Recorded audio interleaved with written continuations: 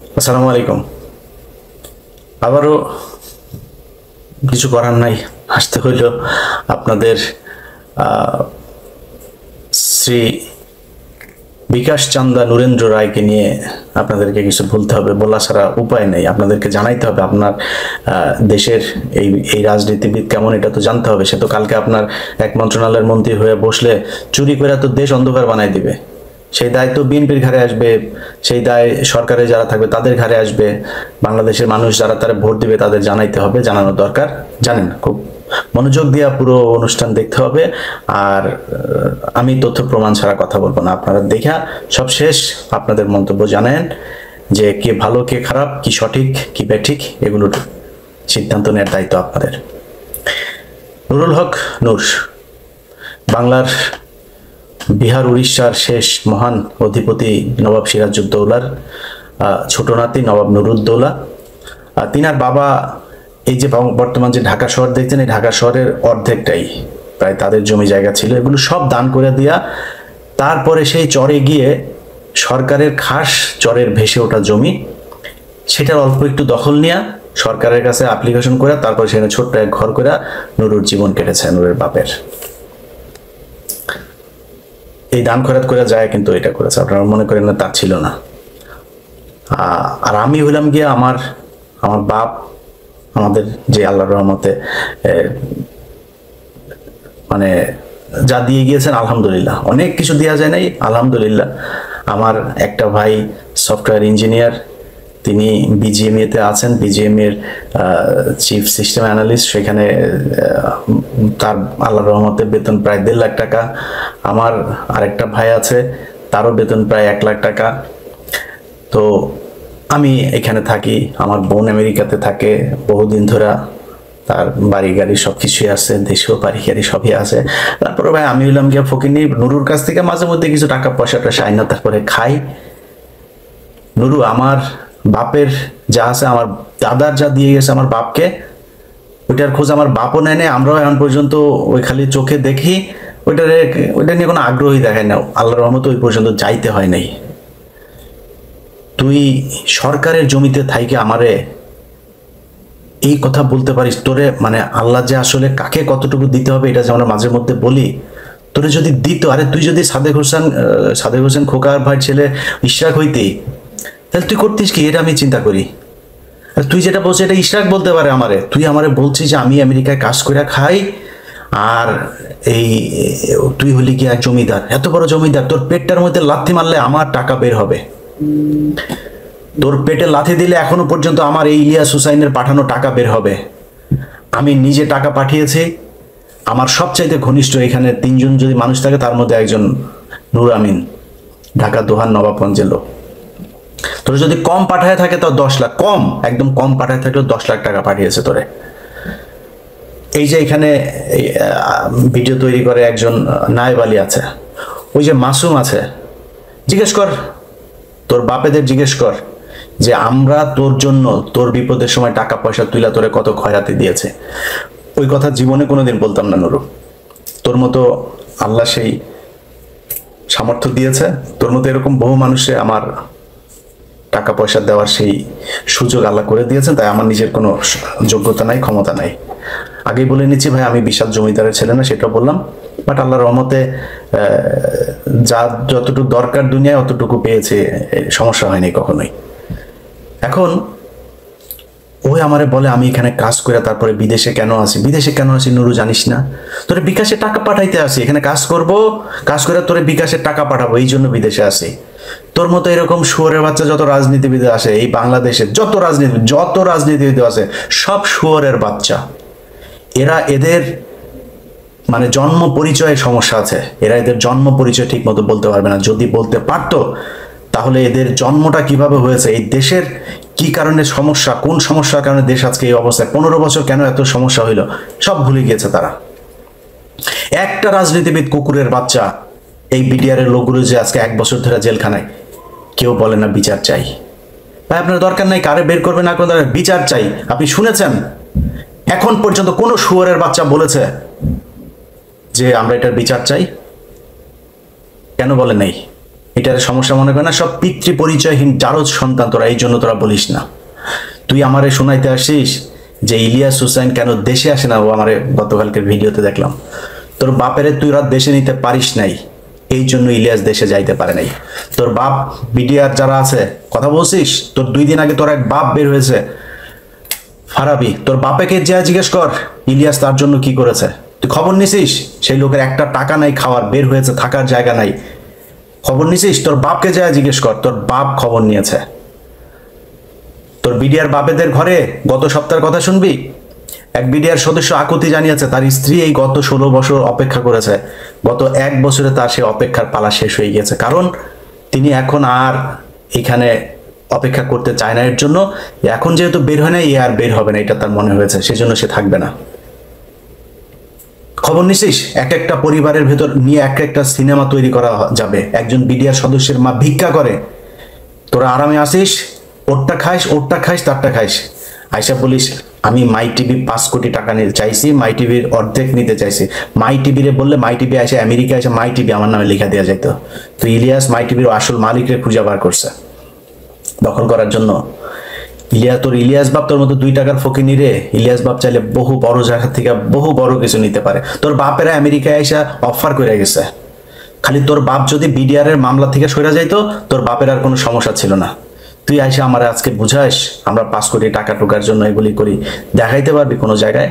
কোনো কোম্পানি, কোনো রাজনীতিবিদ, কোনো পুলিশ কর্মকর্তা, কোনো সেনাবাহিনী কর্মকর্তা, কোনো জায়গায় যদি দেখাইতে পারিস গলার মধ্যে মালা পরে, হাতে চুড়ি পরে, তারপরে ভিডিওতে এসে তার মাপ চাবো দেশবাসীর কাছে? তুই দেশে আসি না কেন শুনতে চাইছিস? তোর দেশে না আসার এই কারণটা বললাম, যে তোর বাপেরে তোরা নিতে পারিস না। তোর বাপ যদি দেশে যায় তাহলে তোদের মতো চেষ্টামি করে খাইতে পারবে না, তো জেলে থাকতে হবে। তোর বাপের মামলা এখন পর্যন্ত ঠিক করতে পারিস নাই। তোর বাপের বলিস দেশে যাইতে, কারণ তোর ওই যে বাপেদের সাথে মিলামিশা চান্দাবাজি ধান্দাবাজি করিস, তাদের সাথে মিলা তারপরে আমারে মারে ফেলার জন্য। বিডিআর এর কথা বললে ভাল লাগে না, না? আলেমদের সারার কথা বললে ভাল লাগে না, তাই না? ওই ফেনীতে লোকগুলি 16টা লোক এখন পর্যন্ত শুনানি দেয় না, শুনানি দিচ্ছে না তারে বাঁচাইতে। তোরা রাজনীতিবিদ না? এই যে বাংলাদেশে সারা দেশের মানুষের বিকাশের টাকা তোর পকেটে ঢুকছে, এটা খারাপ জিনিস না। তুই কিছু ছিল না, তুই অভাবী মানুষ, ফকিন্নির পোলা, তোরা দিচ্ছে কোনো সমস্যা, তোর ভালো কাজের সময় দিচ্ছে। আমি নিজে তোর জন্য বহুত ভিডিও তৈরি করছি, তোর পক্ষে করছি, এখন তোর বিপক্ষে কেন বলি? বাংলাদেশের যত মানুষ আছেন আমার এই ভিডিও যারা দেখবেন, আপনাদেরকে বিচারকের চেয়ারে বসাইলাম। আমার এই ভিডিও দেখার পরে যদি মনে হয় আমি দোষী, আমার জুতা দিয়া পেটায়েন। ঘটনার শুরুটা হয়েছিল 5 তারিখের পরপর। এই যে ব্যারিস্টার তাজুল ইসলাম ভাই, আন্তর্জাতিক অপরাধ ট্রাইব্যুনালের যিনি এখন চিফ প্রসিকিউটর, তিনি হঠাৎ করে একদিন এই ভিপির এই নূর, তখন সারা দেশে সব জায়গাতে নুরু আপনার করে, এই কোম্পানি ওই কোম্পানি, সব বিভিন্ন জায়গা থেকে শুনছি। ও এখন ইঙ্গিত করে বাংলা এডিশনের টাকা এসে কোত্থেকে। বাংলা এডিশনের টাকা বাংলাদেশের ব্যবসায়ীদের কাছ থেকে আসে, বাংলাদেশের অন্য বিভিন্ন মানুষের কাছ থেকে আসে। আমার বাপের জমি বেচা করি নাই, তো কি হয়েছে? সমস্যা কি? বাংলা এডিশনের প্রোগ্রাম করছে, আমার কোয়েশ্চেন করছে। বাংলা এডিশনের মানুষের পকেটের টাকার থেকে হয়েছে, মানুষ আমাকে বিজ্ঞাপন দেয়, ফান্ডিং করে, তাদের কাছ থেকে হয়েছে। বা এই বিজ্ঞাপনের টাকা দিয়ে প্রতিষ্ঠান চলবে, তো তোর সমস্যা কোথায়? চাঁদাবাজি করছি তোর মতো বলিস। যদি কেউ বলতে পারে কারোর কাছ থেকে চাঁদাবাজি করছি, তোর চাইতে বেশি রেটে চাঁদাবাজি করা যাবে, জিজ্ঞেস করিস কারোর কাছে করছে কিনা। আচ্ছা, বলে এখন যে এটা কোত্থেকে চলছে, ও এটার প্রতিষ্ঠানের হিসাব চায়। ও বিভিন্ন প্রতিষ্ঠানে 5 তারিখের পরে যাওয়া শুরু করলো। এই প্রতিষ্ঠান যে না কথা না শুনে ওইখানে তার দোষর, এমনিতে তো সব বেশিরভাগ দোষরই ছিল, যে শুনে তার সমস্যা নেই। কি কি করেছে ভিডিওতে আমি প্রমাণ ছাড়া আপনাদেরকে একটা কথা বলবো না, ওর সব খতিয়ান আপনাদেরকে খুঁজে বের করছি। তাজুল ভাই বলল যে ইলিয়াস ভাই এই যে এইটা এই লোকটা এই যে এসে এই শুরু করছে, খুব অনৈতিক একটা আবদার। আমি ওইটা আপনাদেরকে বললাম না, তাজুল ভাইয়ের পারমিশন ছাড়া এটা বলা উচিত হবে না। খুব অনৈতিক একটা দাবি নিয়ে এসে সেখানে গিয়েছে। তাজুল বলছে না, এটা সম্ভব না, কোনোভাবেই সম্ভব না। তার সাথে খুব খারাপ ব্যবহার হয়েছে, নাকি তাদের চেয়ার থেকে উঠায় ফেলবে, 1 সেকেন্ডও চেয়ারে বসতে দেবে না। বিভিন্ন জায়গায় এগুলো করে সে মনে করছে এটাও হয়ে যাবে। আমি শুনে সাথে সাথে পোস্ট দিলাম যে নূর, তোর বিকাশ নুরু তোরে 1 ঘন্টা সময় দিলাম, তাজুল ভাইয়ের পায়ে ধরে মাপ চায়, তারপর এটা ঠিক করবি, নাহলে কিন্তু তোরে উদ্ধার করে ফেলবে। তুই কলিজায় হাত দিয়েছিস। তাজুল ভাই আমার ভীষণ পছন্দের একটা মানুষ। 15 মিনিটের মাথায় গিয়ে মাপ চায়, বুকে জড়ায় টড়ায় ধরে, পরে তাজুল ভাই বললো ভাই ঠিক আছে আপনার পোস্টটা ডিলিট করে ফেলেন, ওরা খুব চাচ্ছে। ডিলিট করে ফেললাম, শেষ। গিয়েছে স্বাস্থ্য মন্ত্রণালয়ে, স্বাস্থ্য মন্ত্রণালয়ের স্বাস্থ্য উপদেষ্টার যিনি পিএস, এই জুলাই আন্দোলনে সবচাইতে বেশি ছাত্রদের চিকিৎসা দিয়েছে এই ব্যক্তি। ভীষণ রকমের ডিজিএফআই এনেছে, বিভিন্ন জায়গা থেকে হুমকি ধামকি দেওয়ার পরেও তিনি থামেন নাই, চিকিৎসা দিয়েছেন। সেই কারণে তাকে স্বাস্থ্য উপদেষ্টার পিএস বানানো হয়েছে, ব্যক্তিগত সহকারী বানানো হয়েছে। এই ব্যক্তিগত সহকারী তার এক পছন্দের ব্যক্তিকে একটা টেন্ডার দেয় নাই, এই নুরুল হক নূরের। নুরুর লোককে না দেওয়ার কারণে সেই লোককে বানিয়েছে আপনার দোসর, ফ্যাসিবাদের দোসর, স্বৈরাচারের দোসর বানায় এই লোকের বিরুদ্ধে এদের বিশাল এক মব নিয়ে এসে স্বাস্থ্য মন্ত্রণালয় ঘেরাও।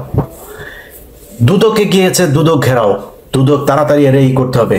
দুদক থেকে সেই ব্যক্তির বিরুদ্ধে একটা অভিযোগ দায়ের করা হয়েছে, করে তারপরে তার বিরুদ্ধে কোনো অভিযোগের প্রমাণ হয়নি, কিচ্ছু হয় নাই।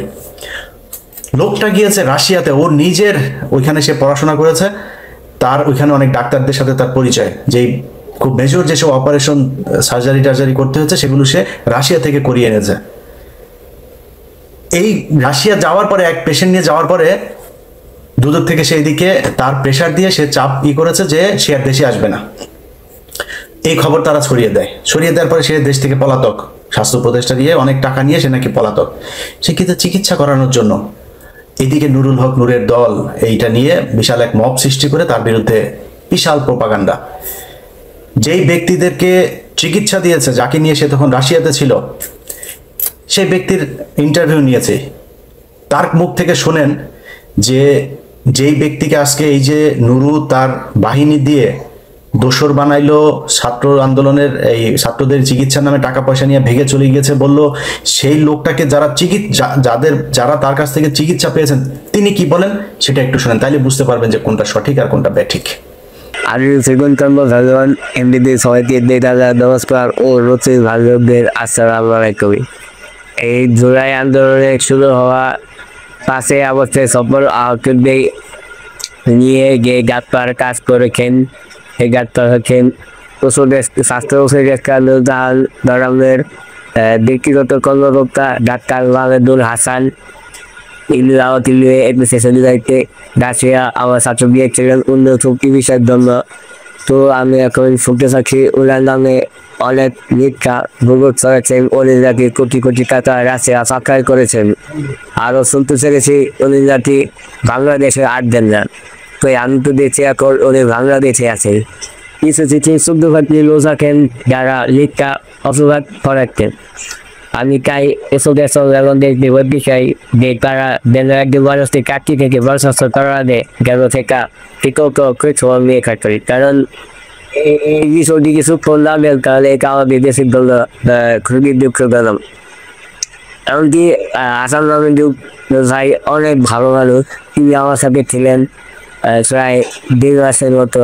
সেখানে আমি দেখছি কি উনি অনেক ভালো মানুষ। সিদ্ধান্ত আপনাদের। এই স্বাস্থ্য উপদেষ্টার যিনি ব্যক্তিগত সহকারী, সে কর্মকর্তা এখনো পর্যন্ত সেই দুদকের নিয়ে ঘুরছে, কারণ কিছু হলে আবার ফের ওই যে নূর তার মব নিয়ে যাবে। এই মব সৃষ্টি করে সে শত শত কোটি টাকা তার এলাকার ইউএনও, সেই ইউএনওর কাছে সে গিয়ে তারপরে সে হলো আওয়ামী লীগের লোক, তার নিয়ে বহুত লেখালেখি হয়েছে। মিজানুর রহমান, এত লেখালেখির পরেও তাকে সরানো যায় নাই। সরানো যায় নাই কেন? সরানো যায় নাই হচ্ছে সেই ইউএনও নুরুর কাছে শেল্টার নেয়। নুরু তার আপনাদেরকে যেই কাগজগুলো আপনারা দেখছেন, যে নথিটা, এটা হচ্ছে বিভিন্ন সময় সেইখানে এই অ্যাকাউন্ট থেকে সেই আপনার ইউএনও যে টাকাগুলো উত্তোলন করেছে, সেই টাকা কবে কত টাকা উত্তোলন করা হয়েছে, কি কারণে উত্তোলন করা হয়েছে, এগুলোর সব নথি। এবং যেই ঘরটা আপনারা দেখছেন, ঘরের ভেতরে এই যে এসি চলছে, এসি লাগানো হয়েছে, এই এসি টেসিগুলো, এই জিনিসগুলো লাগানো হয়েছে হচ্ছে নুরুকে সংবর্ধনা দেওয়ার জন্য। ইউএনও নুরুকে সংবর্ধনা দেবে, এই যে ডেকোরেশন সব করেছে, করে 72 লাখ টাকা চেকের মাধ্যমে গলাচিপার ইউএনও তিনি উত্তোলন করেন, এবং উত্তোলন করে সেই টাকা দুজনের মধ্যে ভাগাভাগি করেন। তাকে আর কেউ সরাইতে পারে না, কারণ নুরু তাকে শেল্টার দিয়েছেন। সেই ব্যক্তি প্রচন্ড রকম আওয়ামী লীগের খুব ভয়ঙ্কর লেভেলের দালাল ছিল। তার ব্যাপারে অনেক পত্রিকায় লেখালেখি হয়েছে, সরানো যায়নি বিকজ অফ নুরু। সে ওইখানে গিয়ে তাকে কাউন্টার দিয়েছে এবং তাকে সেট করেছে, সবশেষ তাকে সরিয়েছে এই কয়েকদিন আগে। আচ্ছা গেল, এই যে এসিটা লাগানো হয়েছে সেই দিন ওইখানে অনুষ্ঠানে সে নুরু আগের দিন থাকবে, তার 200-250 পোলাপান সব থাকবে, তাদের থাকার জন্য নতুন এসি লাগিয়েছে, রুম টুম সব ঠিকঠাক করেছে, ওইখানকার উপজেলা যে পরিষদ সে কার্যালয়, এটা হচ্ছে নুরু। এইভাবে সে তার রাষ্ট্রের যেসব আওয়ামী লীগের লোকজনকে করেছে। 5 তারিখ থেকে এখন পর্যন্ত এইরকম খতিয়ান যদি দিতে চায় আপনাদের অসংখ্য দেওয়া যাবে। সব শেষটাতে আসি, সাথী এবং তার ছেলে নুরুর এবং আরো কিছু লোকজনের বক্তব্য আমি শুনলাম। তাদের বক্তব্য হচ্ছে যে সাথী এবং তার ছেলে কিভাবে হত্যা মামলার আসামি হয়। আচ্ছা আগে তার গ্রেপ্তারের রাতের ঘটনাটা বলে নেই। আমি তো আমার বাংলা এডিশনের রিপোর্টার যেদিন ওর ওইখানে ছবি তুলতে গিয়েছে, তাদের সাথে অশোভন আচরণ করেছে, সেদিন থেকে আমি এটার পিছনে লেগে আছে। যে যেদিন ওর বাপের ধরলো, ধরার পরে এক অফিসার, নাম বলি না, এক অফিসার বললো যে ভাই এই ব্যাপার, নুরু খুব ডিস্টার্ব করছে, নুরু ফোন দিচ্ছে এবং সবশেষে আমাকে হুমকি দিয়েছে যে ঊর্ধ্বতনকে দিয়ে সে ফোন দেবে। সে নাম বলেছে খোদা বক্সের সাথে, খোদা বক্সকে দিয়ে নাকি সে তাকে ব্যবস্থা নেবে সে যদি না ছাড়ে সাথীকে। বলার সাথে সাথে আমি তারে ফোন দিলাম, এটা শুনে আমি তারে ফোন দিলাম, ফোন দিয়ে তারপরে তারে ঝাড়লাম কতক্ষণ, ইচ্ছা মতো কতক্ষণ ঝাড়লাম, ঝাড়ার পরে রেখেছি। এরপরে রাশেদ ফোন দিছে, রাশেদের ভয়েস পাঠাইছে একটা, রাশেদের সাথে ফোন দিয়ে ফোনও ধরে নেই, রাশেদের সময় ধরে না, ধরার পরে তারে আবার ভয়েসটা, কি ভয়েসটা পাঠাইছি, ভয়েসটা একটু আপনারা শোনেন দেখেন। একটু সাবধান হইতে বলে না ভাইজান, নুরুরে বলেন ধান্দাবাজি বন্ধ করতে পারেন। হ্যাঁ, তো ওই দাপড়ি দিয়ে আর বাপের বাঁচাইতে এত নুরুর এত কেন, একটু সাবধান হইতে বলে না। এটা এটা গণ অধিকার রাশেদকে পাঠিয়েছিলাম ওই দিন রাতে, আর ওরা তো যেটা ফোনেই বলছি, যাই হোক সে ফোন দিয়া করছে। তা আমি জানলাম যে ইনভলভমেন্টটা নুরু তারা করবে। এখন নুরু যেটা বলার চেষ্টা করছে যে তারা এইভাবে মানে যদি করে, যদি সবাইকে অহেতুক আসামি বানানো হয়, সে কি তার কি কোনো সংশ্লিষ্টতা পাবে? বাদী কি জানে? বাদী জানে না মানে এটা বাদী আমার এখানে বক্তব্য দিয়েছে, তুই দেখিস নাই? বাদী সব জানে, বাদী এটা ওর আসামি সেটা জানে। এখন আসলে এটা করা যায় কিনা, আসামি কি এটা সম্ভব কিনা, দেখেন আসামি এই মামলাগুলোর প্রতিটার 1 নম্বর আসামি শেখ হাসিনা, 2 নম্বর আসামি রেহানা, 3 নম্বর আসামি জয়, তারপরে পুতুল। জয়, পুতুল, রেহানা তো দেশেই ছিল না, তাহলে তারা প্রতিটা মামলার 1, 2, 3, 4 নম্বর। হাসিনা কি বন্দুক নিয়ে যায় কারোর মারছে নাকি? আসামি হইলো কিভাবে? আসামি হইতে হইলে কি স্পটে থেকে মারতে হবে? এছাড়া আসামি হবে না। আওয়ামী লীগের একটা ওয়ার্ডের সাধারণ সদস্য যে, সেও হত্যা মামলার আসামি হইতে হবে, কারণ তারা ওই হত্যাকাণ্ডের সাথে সম্পৃক্ত, পরিকল্পনা, ফান্ডিং, এক্সিকিউশন যা যা আছে এই সব পক্ষ এটার সাথে থাকবে। এই হত্যাকাণ্ড যাদের অনুপ্রেরণায় হয়েছে সেই সাংবাদিকরাই হত্যা মামলার আসামি হবে। এটা আইন বুঝেন না, আপনারা বুঝাই দিতে হবে। আপনি সাথী কেমনে হইলো আপনার এটা নিয়ে খুব টেনশন, তাহলে তো হাসিনাও থাকবে না আসামি। আপনার যুক্তি মানতে হলে হাসিনাও এক মামলাতেও আসামি হিসাবে থাকবে না। আপনি আইন শিখান, আমাদের সাথীকে বাঁচাইতে হবে। তারপরে আফ্রিদি যখন আটক হইল, সে তো তার মতো তার বাপ দাদা 14 গোষ্ঠী যা যা আরেকজন আছে, ব্রিগেডিয়ার কবির, সে তারে বাঁচানোর জন্য খুব চেষ্টা করেছে। সেনাবাহিনীর সমর্থনটা তো পায় নাই পুরোপুরি। কবির তার চ্যানেলে যা যা প্রয়োজন সব করেছে। কবির তার তত্ত্বাবধানে আফ্রিদিকে রেখেছিল, এবং এই গ্রেপ্তারের কিছু কাহিনী আছে, ওগুলি আর পাবলিকলি নাম বললাম। যে ধরলো, ধরার পরে সে পোস্ট করলো, বিশাল এক পোস্ট। যে এক পোস্ট করেছে, ওই পোস্ট লিখতে ধরেন অন্তত 1 ঘন্টা সময় লাগার কথা। সেই পোস্টে সে এদেরকে কিছু মানুষজন করছে ধরার জন্য, তারা প্রক্রিয়া মানে আমার ইঙ্গিত করলো, আর কারে কারে ইঙ্গিত করেছে, করে সে একটা পোস্ট করলো। বুঝার মানে আমি কিন্তু পাবলিকলি আনতে চাই না, আমি তারে বলেছি, রাশেদকে বলেছি, সে এটা পাবলিক আনলো যে সে এটার সাথে জড়িত। তখন আমি তারে ধরলাম, ধরার পরে সে এখন আবল তাবল পাগলামি শুরু করেছে। মাই টিভি নাকি আমি অর্ধেক দখল করতে চেয়েছি। তোর মাই টিভির কোনো বাপের কাছে যায়া যা আমার কোনো মেসেজ, আমার কোনো ফোন, আমার কোনো কিছু, আমার না খালি আমার পরিবার, আমার বন্ধু বান্ধব, আত্মীয় স্বজন, কারো কোনো কিছু পাইলে যা জানাইস যে এই যে ইলিয়াস এটাই করেছে। যা, ওদের সাথে কথা বলেছে, আমি কথা একদিনই বলেছি, যেদিন আমার রিপোর্টার কি করেছে আমি বলছি ওরা সুন্দরভাবে ছাড়িয়ে দে তাড়াতাড়ি, আর এই যে আজকে আটকাইলি এইটার পে তোরে করতে হবে, পেমেন্ট ডান। দেখছিস না পেমেন্ট কি দিতে হয়েছে, এই হচ্ছে পেমেন্ট। সো এদের সাথে এর বাইরে আর কোনো কথা না। মাই টিভি আমার নিতে হবে, মাই টিভি নিতে হবে আমারে।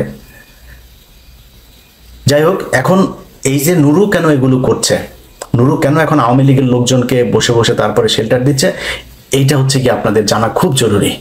এটা না জানলে আপনারা ওর এলাকার ভোটার যারা আছেন, বাংলাদেশের মানুষ যারা আছেন, যারা ওকে এখনো বিকাশে টাকা পয়সা দেন, এখন যদি ওর বিকাশে টাকা এখন ও আপনাদেরকে দেবে, ও কয়েক শত কোটি টাকার মালিক হয়ে গিয়েছে। গত কয়েক মাসেও যেই জায়গায় ধান্দাবাজি করেছে, কিছু তো মানে বলার ইচ্ছা ছিল না, কারণ হচ্ছে যেহেতু ও তো মানে প্রকাশ্যে, গোপনে যাই হোক প্রকাশ্যে তো হাসিনার বিরুদ্ধে মাঠে ছিল, এই জন্য এইটুকু রেসপেক্ট ছিল।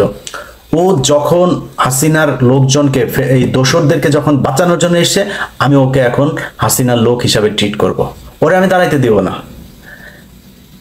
কি ও, এটা আপনাদের জানা উচিত। ওর গ্রামে যাইতে হবে এখন, একটু চলেন গ্রামে গিয়ে ওর বাপের একটা বক্তব্য শুনে আসতে হবে।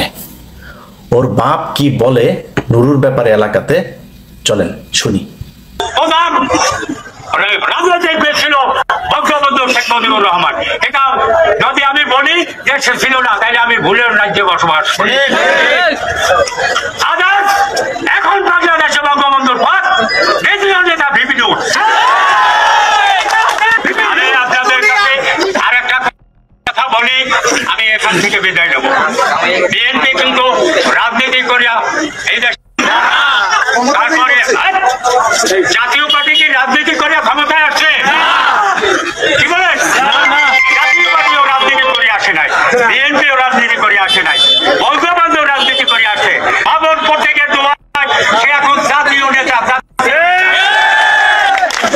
তার সামনে বাংলাদেশে এখন জাতীয় নেতা আর নাই। মনে মনে কলা খায় অন্য নেতায়, তার সাথে যোগাযোগ করে তারেক রহমান।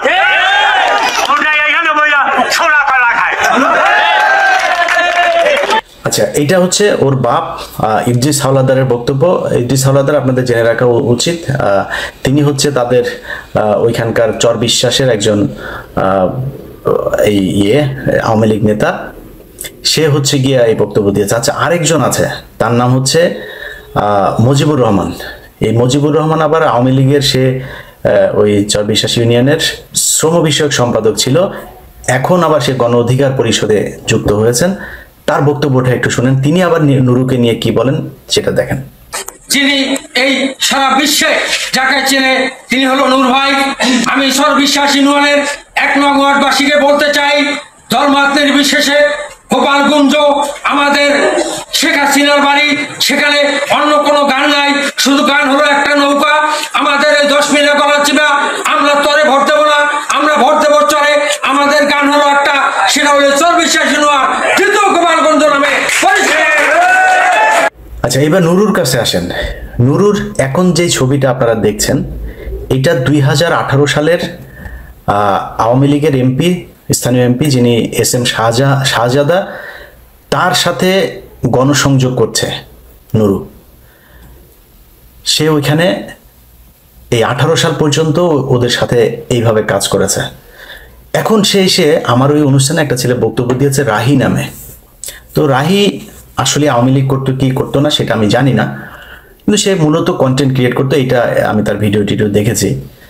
তো এই ছেলেটা ওই আওয়ামী লীগের সাথে ছবি টবি দেখে তারপরে সে করলো। আচ্ছা, নুরুর এখন কোশ্চেন হয়েছে যে এই আওয়ামী লীগ করতো, আওয়ামী লীগের একজনের সাক্ষী আমি নিলাম। নুরু, আওয়ামী লীগের সাথে ছবি থাকার কারণে যদি নাকি কেউ আওয়ামী লীগ হয়ে যায়, সে তো বলেছে তাকে জোর করে এগুলো করানো হয়েছে, যদি সে আসলে ছবি থাকার কারণে আওয়ামী লীগ হয়ে যায়, তুই যে হাসিনার আরেকটু হইলে ভিতরে ঢুকে যাইতে, ওইভাবে মাথা ঢুকাই দেওয়ার মতো ঢুকাই দিচ্ছিলি জায়গায়, পায়ের মধ্যে ধরে চিপায় বসেছিলি, ওইটা কি? তোর মারে যে পা ধরছিল তোরকে জোর করে ধরাইছিল? তাহলে তুই কি?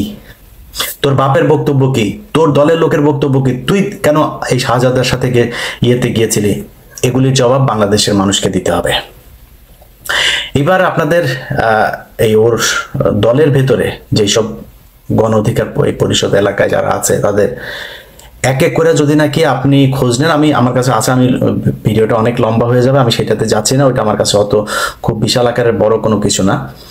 তো নুরুর ব্যাপারে আপনাদের নিশ্চয়ই মনে আছে যে সে যখন ভিপি হয় এই নির্বাচনের সময় তার একটা ভূমিকা আছে। সে খুব মারধর খেয়েছিল আওয়ামী লীগের লোকজনের কাছ থেকে, মাটি কামড়ে ধরেছিল সেই জায়গায়। কেন ধরেছিল আপনাদের এটা একটু, যে ওর যদি সব অতীত বর্তমান ভবিষ্যৎ সব যদি আওয়ামী লীগ হয় তাহলে ওই সময় হয়েছিল কেন? দেখেন, ওর ভিতরে ক্ষমতার এবং টাকার একটা বিশাল মোহ ছিল, 1 নাম্বার। 2 নাম্বার হচ্ছে ওই সময়টাতে শেখ রেহেনা একটা হাসিনার অল্টারনেটিভ একটা গ্রুপ তারা দাঁড় করাতে চাচ্ছিল, এবং সেই গ্রুপটা এই যে সম্রাট থেকে শুরু করে যারা যারা ছিল এদের সাথে এই নুরু ছিল, এবং নুরুকে তারা ঢাকা বিশ্ববিদ্যালয়ে একটা আরেকটা পকেট শক্তি হিসাবে তৈরি করতে চেয়েছিল, এবং হাসিনাকে মূলত বোঝানো যে আমারও রাস্তায় বিশাল আকারে ক্ষমতা আছে, এটা বুঝাতে রেহেনা এটা করেছিল। আপনাদের মনে আছে যে কি কেলেঙ্কারি ওইটা, এই যে জুয়ার একটা কেলেঙ্কারি, সেই কেলেঙ্কারিতে যারা ধরা পড়লো, ক্যাসিনো কেলেঙ্কারি, ক্যাসিনো সম্রাট, এই যে জিকে শামীম টামিম যে কয়জনের ধরলো, এগুলো কিন্তু সব হচ্ছে রেহেনার যারা কিনা গ্রুপে ঢুকেছিল।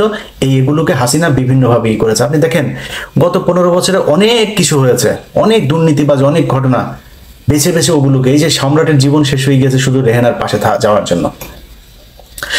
নুরু মূলত ছাত্রলীগ করতো, ছাত্রলীগেরই লোক ছিল, ছাত্রলীগের পক্ষেরই লোক ছিল, যেটা সে শেখ হাসিনার যেদিন দেখা করতে যায় সেদিন সেখানে গিয়েও সে বলেছে। শোনেন তার বক্তব্যটা।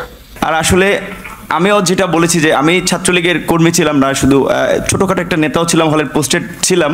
আর আমি বিভিন্ন প্রোগ্রামে গেছি, আমি দেখেছি নেত্রীকে ঢাকা মেডিকেল যখন বার্ন ইউনিটে বিএনপির আন্দোলনের সময় যখন আছে বিভিন্ন অকারেন্সগুলো ওঠে তখন তিনি গিয়েছেন, আমরা রাস্তার পাশে দাঁড়িয়েছি, তাকে দেখেছি গাড়ির কালো গ্লাস থেকে, স্পষ্ট দেখতে পাইনি, টিভিতে দেখেছি। আর আজকে দেখার পরে আমি অনেকক্ষণ চেয়ে রয়েছি। আমি 2.5 বছর বয়সে আমার মা মারা যায়, আর আমার ছোটো ভাইকে এখানে এসেছে, ওর বয়স ছিল তখন 1 বছর। আমার মায়ের এটা আমি যতটুকু মনে করতে পারি আমি সেটা খুঁজে পেয়েছিলাম আমার প্রাইমারির একজন শিক্ষিকার মধ্যে, আমি যেই প্রাইমারিতে পড়েছি। আর আজকে আমি মাননীয় প্রধানমন্ত্রী এতদিন টিভিতে আমি ওভাবে দেখতে পাইনি, কিন্তু আজকে দেখে আসলে আমার মনে হয়েছে যে তার মধ্যে আমার মায়ের চেহারাটা আমি কিছুটা দেখতে দেখি, এরকম একটা জিনিস। নুরু হচ্ছে মূলত একটা পোল্ট্রিবাজ। তারে যেদিন যখন সে হয় ভিপি হয়, ওই সময় তার সবচাইতে কাছে যারা ছিল, যারা তাকে ভিপি বানিয়েছে, পাশে ছিল, মার খেয়েছে তার সাথে, সেই মানুষগুলো সবার সাথে সে প্রতারণা করেছে। যখন তার ভিপি হওয়ার কথা, এটা তো তারে বানানোই হয়েছে, এবং সেটাও কিন্তু সেই হাসিনা রেহানার দর কষাকষি যে তারে বানাইতে হবে। ওই সময় নুরুরে না বানাইলে কি করতো? জাতীয় নির্বাচন দেয় না হাসিনা, কি করতে পেরেছে? নুরুরে না দিলে কি হইতো? কেন দেওয়া হয়েছে? দিতে হয়েছে রেহানার কারণে। ওকে, তার দলে একজন থাকবে, সেটা সে বলেছিল যে তার প্যানেলে যারা ছিল তারা কেউ মানে নাই। তখন নুরু বললো, ওকে আমি আমার প্যানেলের সাথে কথা বলে তারপরে যান। প্যানেলের কেউ মানে নাই, কারোরই কিছু বানানো নেই, শুধু তার ভিপি বানাই দেওয়া হয়েছে। অথচ ওই নির্বাচন যদি ঠিক হতো, ছাত্রলীগের বিরুদ্ধে যারা দাঁড়িয়েছিল, কলা গাছ দাঁড়াইলে তারা পাশ করতো, তারাই পাশ করেছিল, তাদেরকে বানানো হয় নাই। তখন বললো যে আমি তাদের সাথে যোগাযোগ করে কথা বলে সিদ্ধান্ত নেব। সেটা বলার পরে তাদের সাথে সিদ্ধান্ত হলো একটা, সে ভিপি হয়ে গেল। তারপরে যারা তার সাথে ওই সময় ইয়েতে ছিল, ওই যে লিটন নন্দী সহ যারা যারা ছিল, তাদের একটা বক্তব্য আছে, সেই বক্তব্যটা শুনেন তারা কি বলেছিল নুরু সম্পর্কে। কিন্তু আমরা মনে করি তিনি যে বক্তব্য পূর্বে দিয়েছেন এবং গতকাল যে বক্তব্য দিয়েছেন, এটি এক ধরনের টোটাল আন্দোলন স্পিরিটের জন্য ক্ষতিকর বলে আমরা মনে করি। যে আন্দোলনটা যে গতিতে যাচ্ছিল এবং তার মুখের দিকে সারা দেশে ঢাকা বিশ্ববিদ্যালয়ের ছাত্র সমাজ তাকিয়েছিল, এটি ঢাকা বিশ্ববিদ্যালয়ের ছাত্র সমাজকে যথেষ্টভাবে হতাশ করেছে বলে আমরা মনে করি। তার সাথে গতকাল তিনি গণভবনে বক্তব্য দেওয়ার পরে তার সাথে আমরা এখনো মিটিংয়ে বসতে পারিনি। তার সাথে আমরা বারবার যোগাযোগ করার চেষ্টা করেছি যে আপনি যে বক্তব্যটা দিয়েছেন, এই বক্তব্য কি আপনি নিজে স্বীকার করে দিচ্ছেন? তার মানে আপনি কি চান না যে আন্দোলনটা চলুক কি চলুক না? তিনি এখনো আমাদের সামনে এটি স্পষ্ট করেননি। যেহেতু তিনি স্পষ্ট করেননি, আমরা মিডিয়ার মধ্য দিয়ে যে বক্তব্য, গণভবনে প্রধান বক্তব্য যেটি পেয়েছি, এটি যথেষ্ট সাংঘর্ষিক। এখন তিনি যদি এই বক্তব্যকে ধরে রাখেন, তো নিশ্চয়ই সেটা ছাত্রদের যে স্পিরিট সেটার সাথে প্রতারণাপূর্ণ। তিনি যেটি বলেছেন যে একটা নির্বাচন করতে গেলে কিছু ছোটখাটো ত্রুটিপূর্ণ থাকে, আমরা প্রত্যাশা করি আগামীবার যে নির্বাচনটি হবে সেই নির্বাচনটি যথেষ্ট সুষ্ঠু হবে। আমরা মনে করি এই নির্বাচনটি তিনি যে বক্তব্য প্রদান করেছেন আর এই বক্তব্যটা যথেষ্ট সাংঘর্ষিক। আমরা প্রত্যাশা করেছিলাম তিনি যে গণভবনে গিয়েছেন, তিনি হয়তো গিয়ে এই যে পুনর্নির্বাচনের দাবিটি তিনি হয়তো ওখানেও তুলে ধরবেন, ওইটাকে ওভাবে পুনর্ব্যক্ত করবেন, কিন্তু তিনি সেটা না করবার মধ্য দিয়ে এক ধরনের, ভাই যেটা বললেন যে এক ধরনের এইটা ছাত্রদের যে স্পিরিটের সঙ্গে এক ধরনের তিনি দ্বিচারিতা করেছেন। তারপরে ভিপি হয়ে গেল। ভিপি হয়ে যাওয়ার পরে সবাই গেল হচ্ছে বাসে, আর ভিপি নূর ছাত্রলীগের সবাইটাও এমনকি বাসে নিয়ে গিয়েছে, ভিপি নূরকে আলাদা গাড়িতে করে তারপরে নিয়ে যাওয়া হলো। সে দৃশ্য আপনারা নিশ্চয়ই দেখেছেন। ছাত্রলীগ নেতারা ঢাকা বিশ্ববিদ্যালয়ের বাসে করে গণভবনে গেলেও পিপি নুরুল হক ও সমাজসেবা সম্পাদক আক্তার হোসেন যান আলাদা গাড়িতে। এরপরে বিভিন্ন সময় শেখ হাসিনার কোনো বিকল্প নাই তাই এরকম বক্তব্য তিনি দিয়েছেন, সেটাও আপনারা শুনেছেন। শেখের বেটির বিকল্পকে, হাসিনার বিকল্পকে, হাসিনা যেভাবে এক হাতে চীন এক হাতে ভারত মাঝখান দিয়ে আমেরিকা ব্যালেন্স করতেছে, এটা কেউ পারবে না। তো এটাই মূলত নুরুর ব্যক্তিগত কোনো স্বাতন্ত্র্যবোধ নেই, সে বাংলাদেশে বিশাল হাসিনা বিরোধী এসব কোনো কিছু না। বিএনপির মতো দল মাঠে থাকতে পারে নাই, নুরুকে মাঠে থাকতে দিয়েছে কারা, কিসের জন্য, এগুলো আমাদেরকে যদি একটু চিন্তা করি তাহলে বুঝতে পারবো। এবং আপনি যদি সেই ধারাবাহিকতায় 5 তারিখের পরের ঘটনাগুলো দেখেন, সে আওয়ামী লীগের লোকজনের সাথে মিশেছে, সে আওয়ামী লীগের লোকজনের 32 নম্বর যখন আমাদের এই দেশের মানে বীর সন্তানরা যেদিন ভেঙেছেন, সেই দিন ভিপি নুরের একটা বক্তব্য আছে, সেই বক্তব্য আপনারা শুনেছেন। তবে চলতে থাকলে সামনে বাংলাদেশের আমরা যে গণতান্ত্রিক ভবিষ্যৎ দেখি সেটি নিয়ে অনিশ্চয়তা তৈরি হবে। আজকের যে কথা বলেছেন 32 নম্বরে ভাঙচুর বা সেটা বুলডোজার দিয়ে ভেঙে দেওয়া, ঢাকার বাইরেও কয়েক জায়গায় বোধহয় হচ্ছে, দেখেছি রংপুর এবং খুলনাতে। আমার প্রশ্ন হচ্ছে যে বিপ্লবের যে স্পিরিট বা মানুষের মধ্যে যে ক্ষোভের বহিঃপ্রকাশ, সেটা কিন্তু 5ই আগস্ট হাসিনা বা ওই সময় বা তার পূর্বে যে পরিমাণে ছিল এখন ওইটা পাবেন না। এটা ন্যাচারাল বিষয়, ডে বাই ডে একটা গরম জিনিস রেখে দিচ্ছেন, ঠান্ডা হচ্ছে না, আবার খাইতে গরম করতে হবে ওভেনে দিয়ে, তাহলে গরম করার জন্য ওর পদ্ধতি বা প্রক্রিয়া নিতে হয়। তো 32 নাম্বার কিংবা যারা এই ফাঁসিবাদের আমি মনে করি যে গুরুত্বপূর্ণ সহযোগী ছিল, তাদের বিরুদ্ধে তো জনগণের ক্ষোভের বহিঃপ্রকাশ হতে দেওয়া উচিত ছিল 5ই আগস্টেই, 6 মাস পরে।